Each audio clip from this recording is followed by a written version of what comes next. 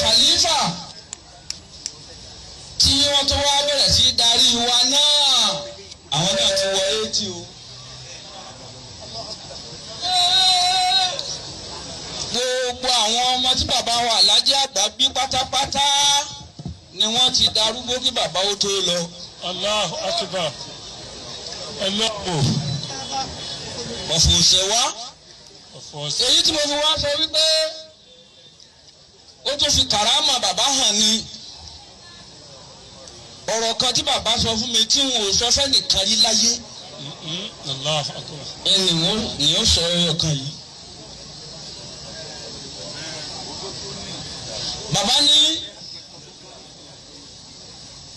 má fọkàn sí wípé bí mo ti pẹ́ làwọn tá a kò nílé lọ́wọ́ ó ṣe pẹ́ o. Ọlọ́run tó tó. Ọ̀rọ̀ tí mo sọ yìí mi ò sọ rí. Wàláhì al-azim. Fọlọ́n búra pẹ̀lú ẹ̀. Bàbá ti wí ni.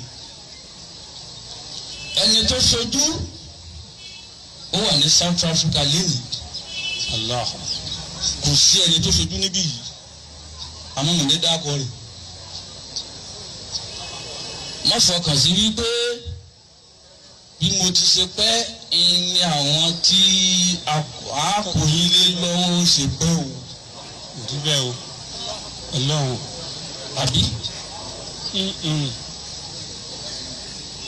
Nípa báyìí Ọlọ́run ò ṣiṣẹ́ o. Allah.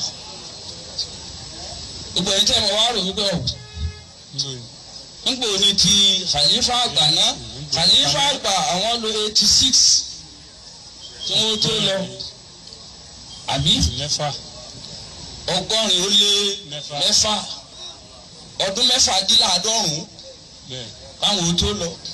Àwọn ọdún mẹ́rin ó dín láàádọ́rùn-ún káwọn ó tó lọ. Kánrán léegun wọ́n sì le. Àbí?